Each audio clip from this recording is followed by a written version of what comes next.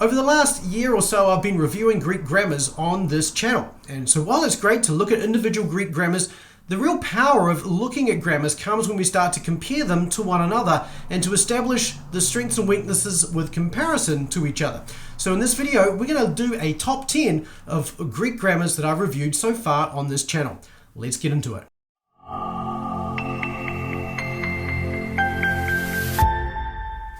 So for a little while, I have been reviewing Greek grammars here on this channel. I've been building up really to this video for quite a while. And in this video, what I want to do is I want to give you my top 10 grammars of all of the grammars that I've looked at so far. Now, this is a little bit of a subjective list, but what I'm going to do is as I go through, I'm going to give you some details about strengths and weaknesses and talk about each individual one with relation to some of the others. Now, as I go through this, there are some criteria that I've deliberately thought through and considered as I've looked at each of these grammars. The first one is really in terms of layout. How well laid out is the Greek grammar? Because there are some grammars which are it's largely a block of text. And the language is kind of difficult to learn, right? And so if all you've got is a big block of text, that's not as helpful as if you've got a layout that is well laid out, breaks the information into small chunks and gives you either examples or some sort of visual representation of how this works. And a lot of them do this, but I'm rating them on, I'm considering the layout as part of the criteria for this. I'm also looking at these from the point of view of somebody considering self-studying or teaching in a classroom. And so these have slightly different requirements. For instance, if you're teaching in the classroom, you may want to have exercises in the book, but you probably don't want to have an answer key. On the other hand, if you're doing self-study, you certainly want to have exercises and an answer key. And if you're doing something in a classroom, not having exercises may not be a big deal either. So that's one of the elements to consider as we look at each of these grammars. I'm also considering how well the author explains different grammatical concepts. Some authors, all of these are great, and all the authors do a good job of explaining the grammatical categories and how they work and how the language fits together, but some do a better job than others. Some focus on some things that make it more complex, such as morphology. Others focus on just giving good, clear explanations and don't worry so much about morphology. Now, not to say that those two things are exclusive, but again, and I quite like books or grammars that focus on morphology. I find that quite helpful. But again, how good is the explanations that the authors give in each of these examples? And that comes into the pedagogical approach as well. For instance, how do they lay out the structure of the grammar? Do they get you into verbs quickly, or do they perhaps wait a little while before they get you into there? So that's one of the other elements to take into account as well. And another one, two others really, is do they teach English well as part of this? So are they trying to teach the student how English works, not assuming that the student knows how language works or even their own language works? Or do they just sort of throw you into it and say, here's kind of what you need to know about how, adjectives work? And it doesn't help you very much if you don't know what an adjective, right? So those are the kinds of things I'm looking at. And also with that, guidance. How well do each of these authors guide you? Like, do they tell you need to learn this paradigm? Do you need to, do they teach you why things are important? Do they give you guidance about how to go through the exercises they give you? Those kinds of questions. So those are also very helpful from a student's point of view and also from a teacher's point of view as well. I've also considered that there are vast differences between, for instance, Summers with 155 pages on one end and, say, the Basics of Biblical Greek with 460 or something pages on the other end. These have got different, very different structures, and there's a lot more content in this one than this one. This is the cheapest grammar. This is by far not the cheapest grammar. So I've also put them on a spectrum where you've got light content on one end and detail on the other. Okay, so I've given them a rating where light content is a 1 and detailed content is about a 5.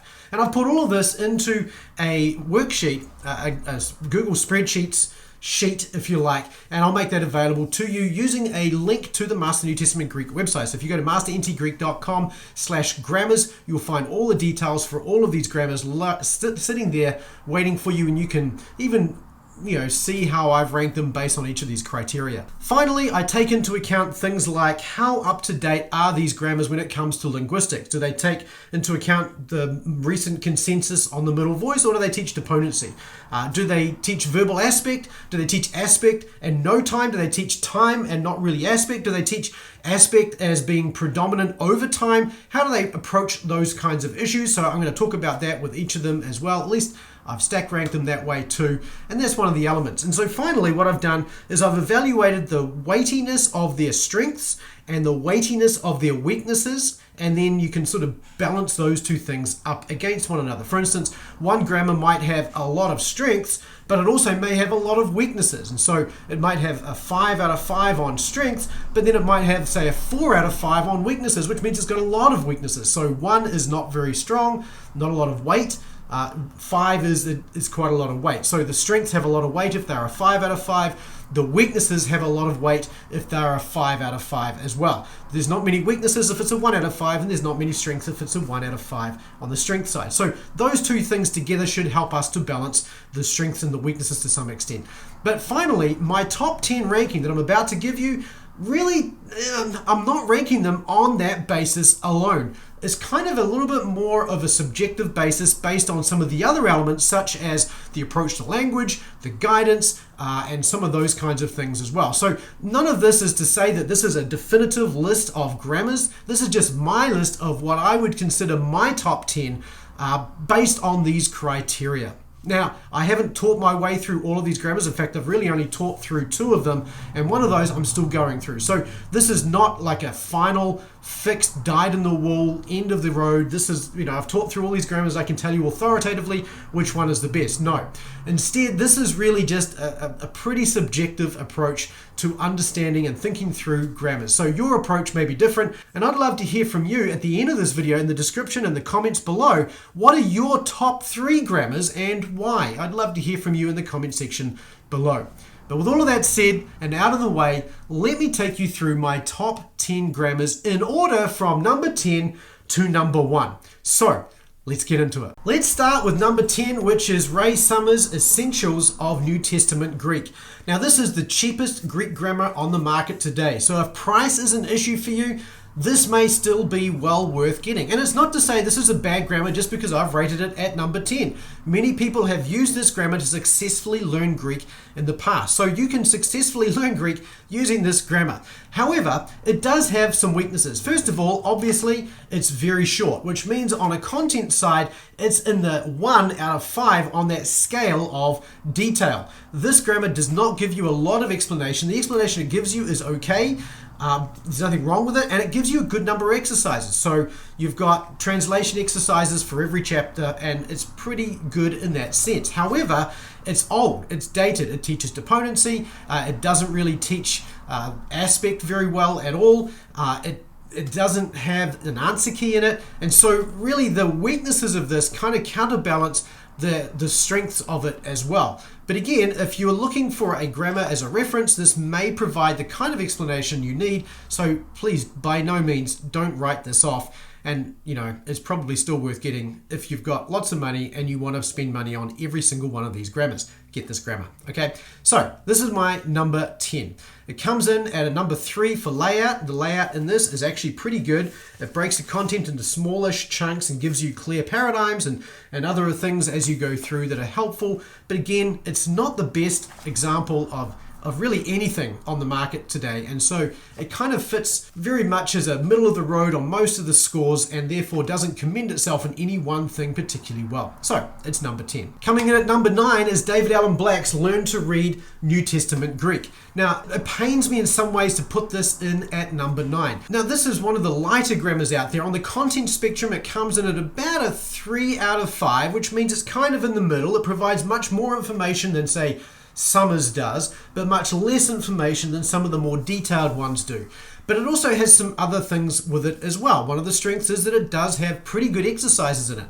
In fact, I rated these exercises as good, not excellent, but good, because you've got a good number of translation exercises, but some of those, and I'm not a big fan of this, are made up exercises. Now, that's not always a big deal. Those made up exercises are often designed to help you to learn the concepts in that chapter, so that's fine. but I just prefer to get students into the text of Greek from the original period as quickly as possible. In terms of guidance, this is probably one of the stronger grammars in terms of explaining to you what you should learn and really need to master. So it's good in that sense, but again, with there's no answer key for this. I believe you can possibly find one if you go for a search on the internet, but there's no answer key built into the grammar itself, which means it's not ideal as a self-study grammar. And on top of that, it does teach deponents, it does teach time in the indicative mood, though it does say that aspect is primary, but it still puts a little more emphasis on time than I would prefer a grammar to do. So while it's a 4 out of 5 in terms of strengths, it's also kind of a 4 out of 5 in terms of some of those counterbalancing weaknesses as well. So this puts this down at number 9 on my list, and part of that is really just because it's a little bit dated and it lacks some of those things that would make it a no-brainer. Where we had at number 10 a very small book with not much content, and number 9 we had a little bit more. At number 8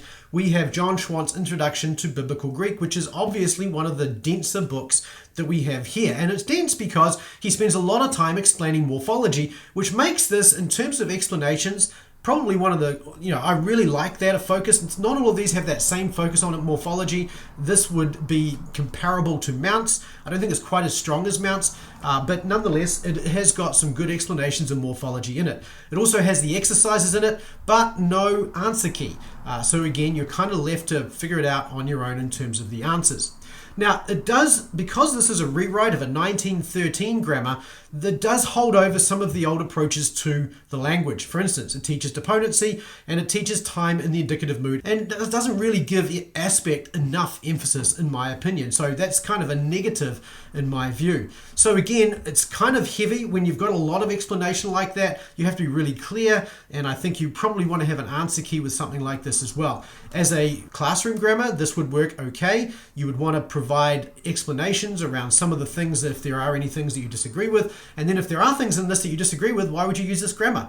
It just seems to be not strong enough to say, why would you teach against some of the things in this grammar if you felt that way, when you could just go and get a better grammar. So it's good, lots of good explanations, helpful to pair with a grammar that doesn't have good morphological explanations, but not strong enough to stand on its own, higher than number 8 in my list. Coming in at number 7 is Clayton Croy's A Primer for New Testament Greek. This one, which I recently reviewed on this channel.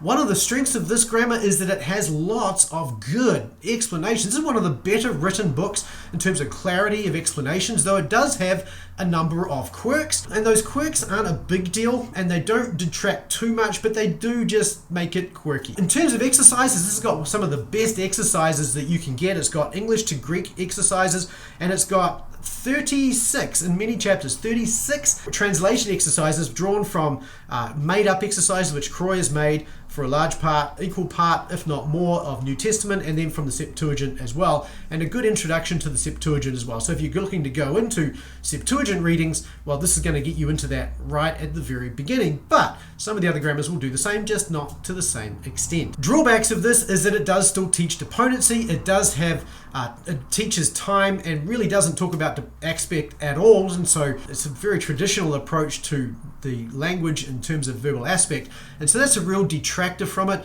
And it also sits on the lighter side of some of the explanations as well, but I think that's really offset by the clarity of those explanations. They are very well written. There is no answer key for this, but I understand that if you search online you can find one, but that may be an issue for you as well if you're looking to self-study. So in terms of self-study, probably not where I would go. In terms of classroom, good classroom grammar, maybe you want to pair it with something that's going to give you some more up-to-date views on things like verbal aspect and deponency though.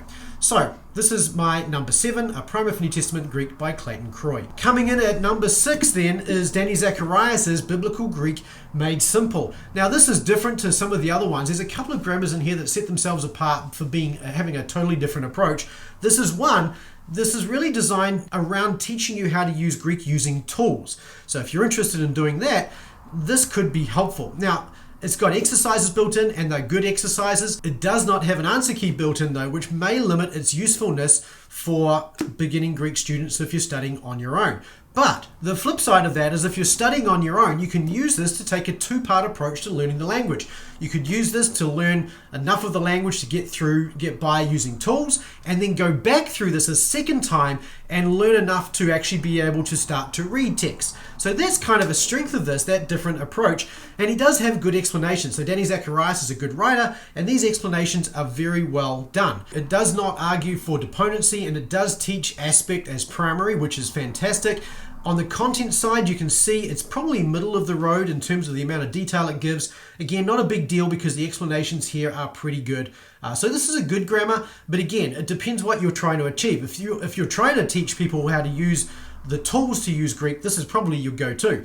But if you want to teach people how to read Greek, which is what I'm focused on, this is a little bit of a convoluted way of getting there. You're having to go through it twice, and you end up with a great potential of being stuck with tools for far longer than you want a student to be stuck with tools. So I wouldn't use this as my primary grammar, largely for those reasons.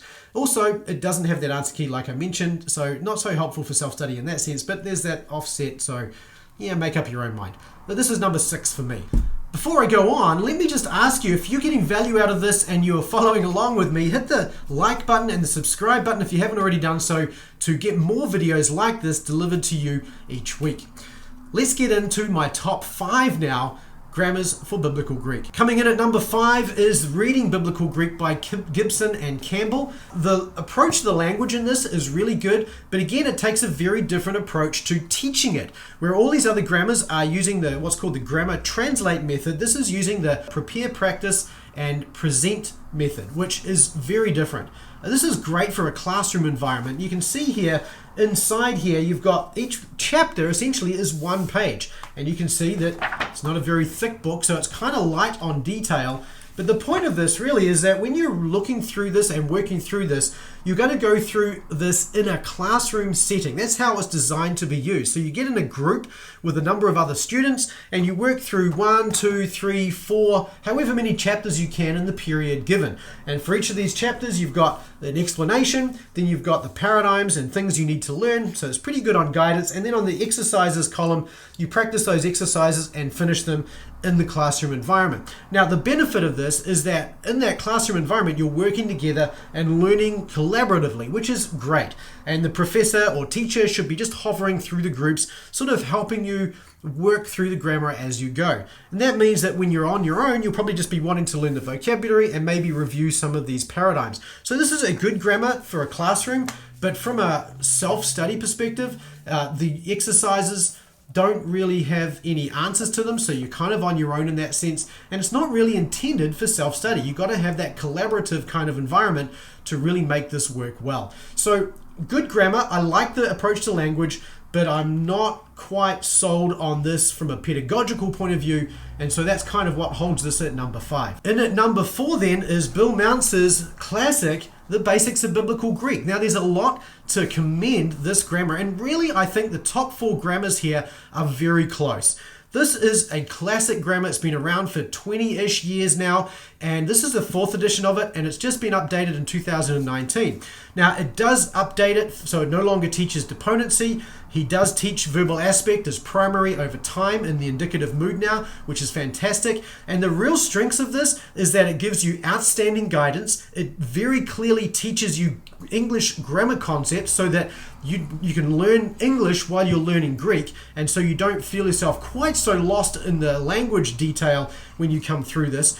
But there are still some funny, quirky, lumpy things about this. For instance, I find that students find chapters 6 and 7 very difficult, and often you'll lose people between chapters 6 really and chapter 10, and then they just drop off and they can't keep up because there's so much in this. You can see it's pretty much a 5 on our content spectrum of a 1 being light and 5 being heavy. It's kind of a 5. It teaches a lot of morphology, which is great for technical people, engineers, and those kinds of people, but for people not quite so inclined toward that, this can be a little bit overpowering. He also does a great job of simplifying paradigms down, probably the best out of all the grammars here. So there's a lot to like about this. So the density of this kind of holds it back a little bit. The other thing that holds this back is that there are no exercises in the grammar, and you need to go and buy an extra workbook to get those exercises. Now that means that you're adding another $20 or more to the cost of beginning Greek.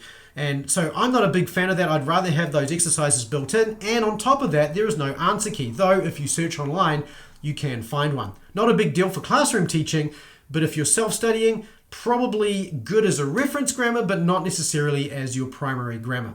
So this is a grammar I've taught through a number of times now. I really like teaching through it, but I think it does require a bit of teacher guidance to help students get through some of those more difficult elements of this grammar. It also delays verbs until about chapter 15, which I think is a bit of a negative as well.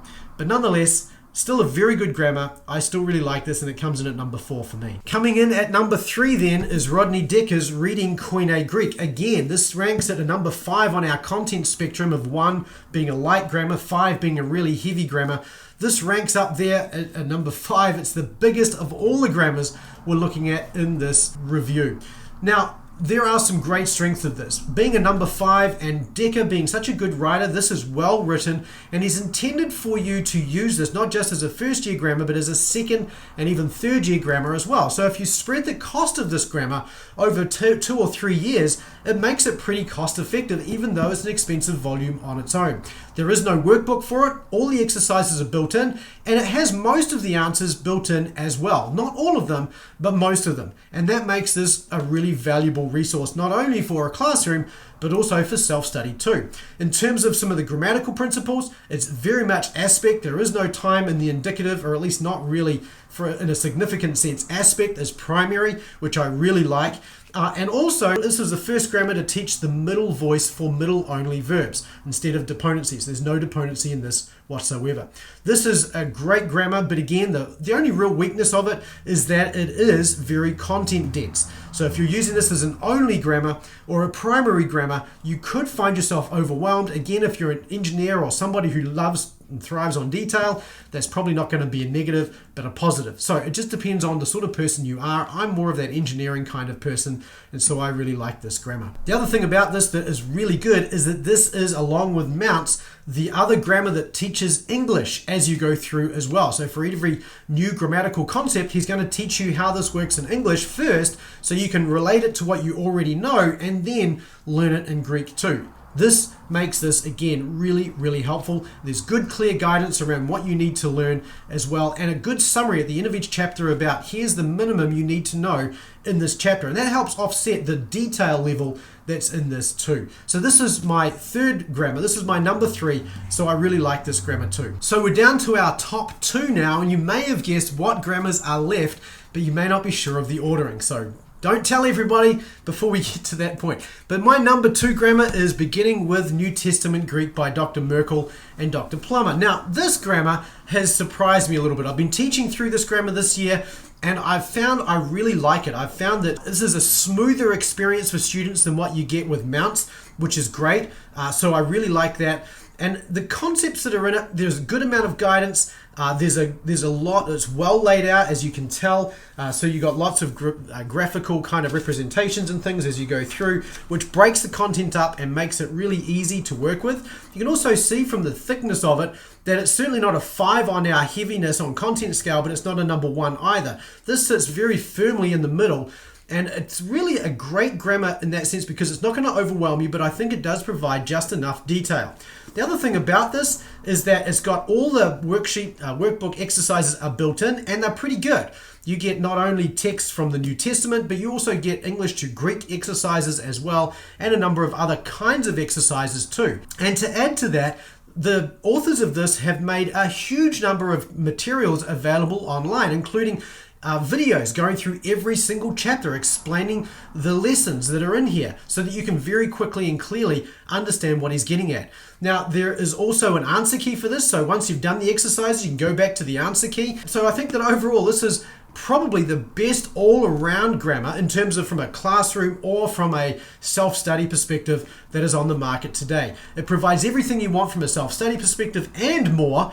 And from a classroom perspective, I think it's a good balance of the level of detail you might want, though you probably will want to add to some of the exercises that are in here as well.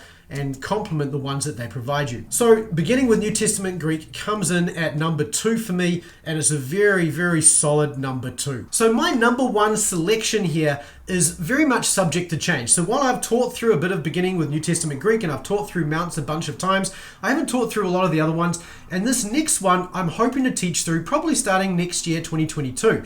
So it's one of those ones that may change in terms of my estimation once I start teaching through it. But for the moment, there is so much I like about this, but it's not without its caveats. And there are things that I'm looking at as I look at teaching it that I'm thinking I'm going to have to offset that because it comes across as a little bit of a weakness. And if you want to know the full details of this, you can go check out my review of this book, which is Dana Harris's Biblical Greek Grammar, an Introduction to Biblical Greek Grammar. This is my number 1 choice at the moment. Now, the reason for this one being number 1 is you can see it's a little bit more dense. It provides more information than most of the others. This is probably a 5 on the content scale, so it's a pretty heavy grammar in terms of the amount of information it provides. Linguistically, this is probably where I land the most at the moment in terms of its approach to verbs, in terms of its approach to the middle voice. So it doesn't teach deponency, it teaches the middle voice. It doesn't teach time in the indicative mood. It teaches that time is a consequence of both the form and the form in the context. Okay, so the form itself doesn't convey time, but the form within the context is where you get time from. I think this is a nicely nuanced approach. This is kind of why one of the reasons I've chosen this. Also, it doesn't have exercises built in. Now, this is a negative from a self-study point of view, but from my point of view, I don't see that as a big deal. When I teach through this, I'm going to be building my own exercises because even the workbook, having to buy a workbook to go with this, the workbook is still a little bit weak in exercises, even compared to, say, Mounts or some of the other ones as well. So I don't think this is a great classroom grammar if you're going to require people to buy the workbook with it. In fact, there's other ones that are probably better if you're going to get people to buy a workbook. But as a classroom grammar where you can teach the concepts, or where I can teach the concepts the way I want to teach them, this represents my view closest, which is one of the main reasons it gets this number 1 placement. Now, like I said, there are some weaknesses to this. Like, for instance, the way it teaches verbs, the way it introduces you to some of the concepts could be a little bit much. So I'm interested to see how that works. But I won't know that until I teach through it for the first time. So if you're interested in more information about that, well, go to masterntgreek.com/roadmap and make sure you join up to the mailing list and get your free roadmap to mastery so that you can find out when I get to teaching this. So this is my number 1. Which one is your number 1? Out of all these grammars that are here that we've seen so far today, I would love to hear from you which ones you like and which ones you don't like. Tell me your top 3 grammars in the comment section below, and I'd love to hear from you there. And if you're interested in getting my full details of these, you can go to masterntgreek.com/grammars, and you'll see there a full listing of all the grammars that I've been through here today, ranked by my top 10, along with my Google spreadsheet. If you like, there'll be a chart there that'll allow you to sort of see how I've ranked all these different elements. And with each of those, I'll provide a little bit of an explanation that will provide you with a bit more detail as well. So if you're interested in that, masterntgreek.com/grammars. Thank you so much for watching this video. Thank you so much for supporting this channel, and I look forward to seeing you in the next video. Until then, keep taking small, consistent steps through whichever grammar you're working through, and you will get to the end and you will achieve mastery. So I'll see you in the next video.